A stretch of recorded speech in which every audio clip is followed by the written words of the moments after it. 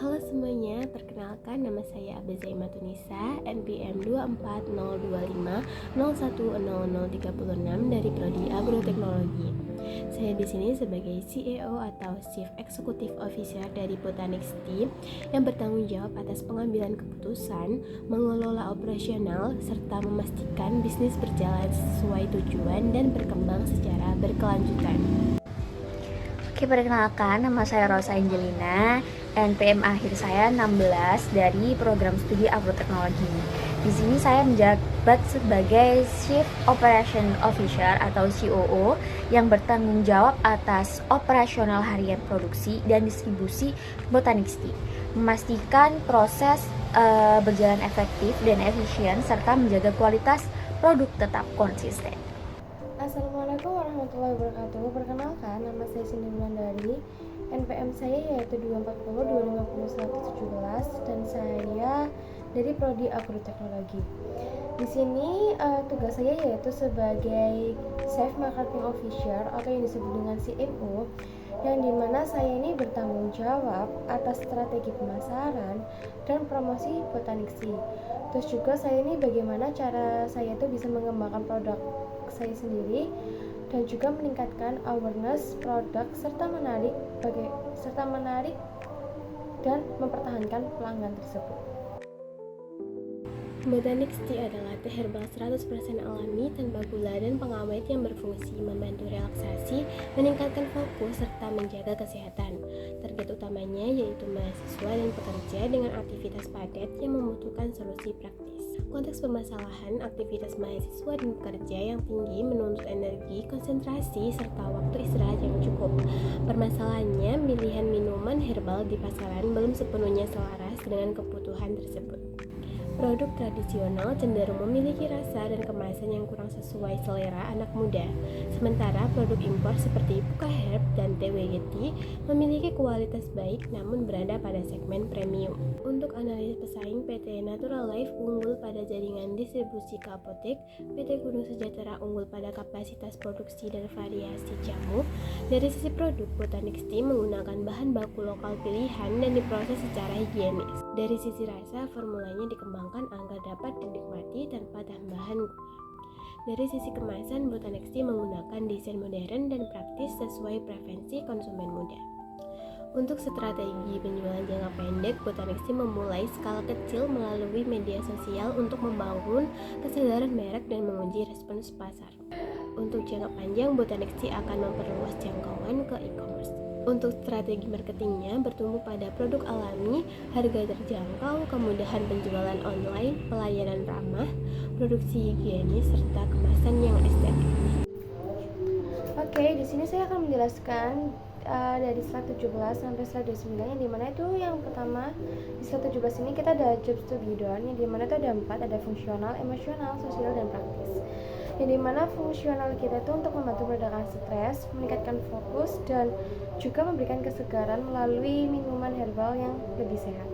Terus untuk emosionalnya juga itu memberikan rasa rileks, tenang, dan nyaman setelah beraktivitas. Terus ada sosial, yang dimana sosial ini itu mendukung gaya hidup sehat dan cita diri sebagai individu yang peduli akan kesehatan. Terus yang terakhir ada praktis, yang dimana itu dia mudah disajikan dalam bentuk apapun. Terus yaitu selanjutnya ada ukuran pasar, yang dimana ukuran pasar ini kita memakai 3, yaitu TAM, SAM, SOM. Terus selanjutnya ada analisis makro, yang dimana analisis makronya ini yaitu kita dapat ada 5, yaitu yang pertama ada sosial, ekonomi, teknologi, lingkungan, dan kesehatan. Yang dimana sosial itu meningkatkan kesadaran masyarakat terhadap gaya hidup lebih sehat. Terus yang kedua ada ekonomi, yang dimana daya beli masyarakat itu terhadap produk minuman sehat itu semakin meningkat. Terus ada teknologi, yang dimana perkembangan teknologi itu memudahkan untuk pemasaran melalui media sosial atau platform digital. Terus yang keempat itu ada lingkungan, yang dimana di lingkungan ini tuh kita menggunakan tren penggunaan bahan alami seperti ramah lingkungan. Terus yang terakhir ada kesehatan, yang dimana kesehatan ini tuh meningkatnya tingkat stres dan pola hidup agar mendorong kebutuhan akan minuman yang lebih fungsional. Terus selanjutnya yaitu ada revenue stream, yang dimana ini ada 2, yaitu ada penjualan produk utama dan penjualan online dan reseller. Untuk yang penjualan produk utama, di mana ini kita menggunakan atau sumber pendapatan utama kita itu berasal dari produk Botanics Tea yang dirancang untuk membantu meningkatkan energi dan menjaga kesehatan tubuh. Terus yang kedua itu ada penjualan online dan reseller, yang dimana kita tuh menjualnya melalui marketplace seperti Shopee, terus ada Tokopedia, TikTok Shop atau yang lainnya juga. Terus kita juga menjual melalui sistem reseller untuk memperluas jangkauan penjualan kita. Terus yaitu selanjutnya ada biaya produksi atau biaya manufaktur. Di sini kita ada bahan-bahannya itu ada jahe merah, serai, bunga telang, lemon, daun mint, dan bunga chamomile. Terus yaitu selanjutnya ada biaya produksi atau biaya manufaktur juga. Ini kayak seperti bahan-bahan kemasannya. Terus ada indirect labor, itu kayak produksi atau pengemasan kayak orang-orang yang membantu kita. Terus yang selanjutnya ada kayak biaya pabrik. Terus selanjutnya itu ada total biaya overhead pabrik, yaitu yang dimana ini tuh kayak biaya penolong, tenaga kerja, biaya produk juga, harga jual, dan juga penentuan harga pokok produksi herbal kami. Terus selanjutnya yaitu ada prototype, yang dimana prototype ini ada 3. Yang pertama yaitu ada format prototype, yang dimana ini tuh berupa minuman teh herbal dalam kemasan untuk uji rasa dan penerimaan pengguna. Terus yang kedua ada fungsionalitas yang disertakan dalam prototype untuk mencakup rasa produk, aroma, kemasan, serta kemudahan untuk penyajian. Yaitu yang terakhir ada fungsionalitas tidak termasuk dalam prototype, yang dimana dia tidak mencakup varian produk lengkap seperti desain, kemasan final, serta distribusi dan branding skala besar. Terus selanjutnya yaitu ada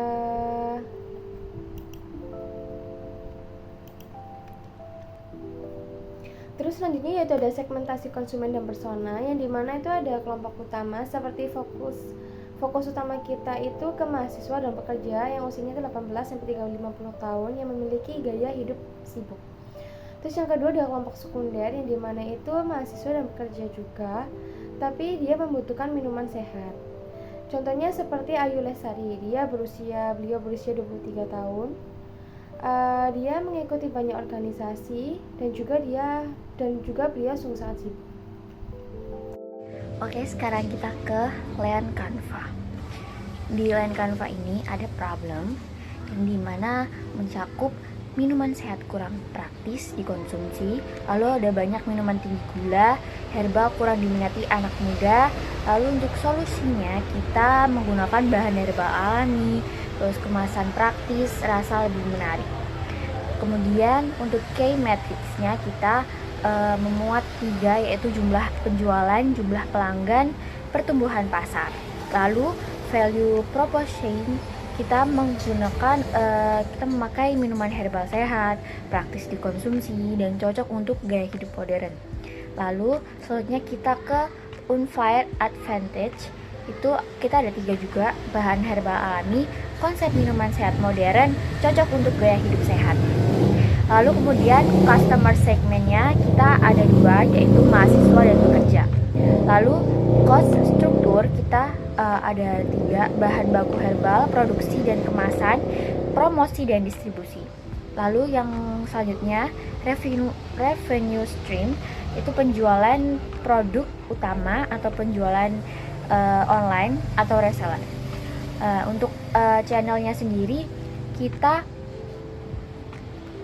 ada di media sosial, marketplace, dan reseller. Oke, selanjutnya kita ke pendekatan go to market. Pada pendekatan go to market ini kita berfokus ke mahasiswa dan pekerja usia 18-35 tahun yang memiliki gaya hidup sibuk. Nah, untuk fokus geografis kita sendiri itu kita akan diarahkan pada wilayah lokal terlebih dahulu, khususnya area kampus, perkantoran, pusat aktivitas masyarakat di sekitar Surabaya dan Sidoarjo. Lalu kita ke KPI pemasaran. Untuk KPI pemasaran sendiri ini jumlah penjualan produk per bulan, pertumbuhan pelanggan, lalu tingkat repeat order, lalu engagement media sosial, conversion rate penjualan online, dan peningkatan omset bulanan. Lalu untuk saluran pemasaran digital, kita lebih fokus ke media sosial seperti WhatsApp, Instagram, seperti itu. Lalu untuk saluran pemasaran fisik, kita lebih ke sponsor acara dan surat langsung seperti brosur atau katalog seperti itu. Lalu untuk GTM Mitra, kita pergi ke perusahaan pemasaran digital, pembuatan konten, dan penyelenggaraan acara. Lalu untuk GTM pesaing, itu kita ada dua. Ada pesaing satu itu menggunakan pemasaran digital sebagai fokus utama, melakukan konten promosi online seperti itu. Lalu untuk yang kedua didukung oleh pendekatan word of mouth dan inovasi promosi seperti itu. Lalu kita ke penjualan dan layanan pelanggan, sama seperti yang sebelumnya, namun ini lebih menjuru ke penjualan dan layanan pelanggannya. Untuk itu saluran penjualan langsung kita itu distribusi produk dilakukan secara langsung melalui event kampus atau bazar UMKM. Lalu untuk saluran distribusinya kita ke Instagram dan WhatsApp. Lalu untuk layanan pelanggannya kita biasa memakai WhatsApp dan DM Instagram. Lalu untuk KPI penjualan kita fokusnya ke pertumbuhan pendapatan, tingkat konversi, ukuran transaksi, penjualan akuisisi. Selanjutnya kita ke proyeksi keuangan. Ada penetapan harga. Kita untuk one off sale unit perkemasan teh herbal kita jual dengan harga 20.000 per kemasan. Lalu untuk model pendapatan kita lebih ke model marketplace dengan proyeksi tahun pertama itu kita revenue-nya 20 juta dan operation profit-nya 15 juta. Untuk model pendapatan atau harga kita lebih menuju ke model marketplace dengan unit yang diharapkan untuk 1 tahunnya itu 150 kemasan dan pertumbuhan jualan per bulannya itu insya Allah 15% per bulan. Lalu ini adalah biaya dan pendapatan atau asumsi utama. Lalu ini ada proyeksi laba dan rugi dengan keuntungan pendapatan kita sebesar 20 juta dan laba kotornya 10 juta serta laba bersihnya kita mendapatkan 15 juta. Lalu ada ekonomi unit dan analisis impact. Target periode tiap bulan kita pada bulan 1-3 itu untuk meningkatkan branding usaha. Lalu untuk tujuan bulan 4-6 kita memfokuskan untuk meningkatkan jumlah pelanggan. Lalu untuk bulan 7-9 kita mengembangkan produk, layanan atau usaha baru.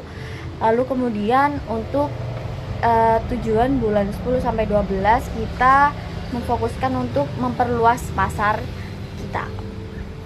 Kemudian kita masuk ke penilaian viabilitas usaha dengan indeks kelangsungan hidup Ventura sebesar 93,33%. Dan Botanik Stay ini memiliki peluang usaha yang baik untuk berkembang karena produk sesuai dengan kebutuhan masyarakat yang mulai menerapkan gaya hidup sehat, strategi pemasaran digital, konsep minuman herbal alami, dan target pasar yang jelas menjadi faktor utama yang mendukung keberlanjutan usaha kita. Lalu untuk kekuatan usaha kita sendiri itu adalah produk berbahan herbal alami dan sehat. Lalu untuk target pasar jelas yaitu mahasiswa dan pekerja. Kemudian pemasaran digital mempermudah promosi produk. Lalu untuk pelayanan responsif meningkatkan kepuasan pelanggan. Untuk perbaikannya Kemudian mungkin kita akan konsisten promosi dan branding perlu ditingkatkan juga. Untuk pengelolaan keuangan usaha masih perlu diperbaiki, dan inovasi produk perlu dikembangkan secara berkala. Lalu perlu memperluas jaringan distribusi dan pemasaran. Oke, yang terakhir kita ke ringkasan kelompok usaha. Dengan gambaran umum usaha kita itu, Botanix ini menghadirkan minuman herbal sehat alami untuk membantu masyarakat meningkatkan gaya hidup lebih sehat, dan kami fokus pada kualitas produk, inovasi, dan pemasaran digital agar Botanix Tea ini mudah diakses dan bermanfaat bagi orang-orang. Nah, untuk misi kita sendiri ini, misi startup kami adalah menghadirkan Botanix Tea ini sebagai minuman herbal sehat dan alami yang membantu masyarakat menjalani gaya hidup lebih sehat melalui produk berkualitas, inovatif, dan mudah diakses.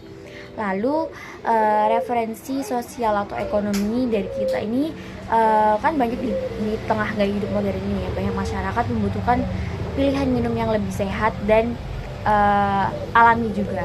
Nah, Botanix ini hadir untuk membantu masyarakat menerapkan gaya hidup sehat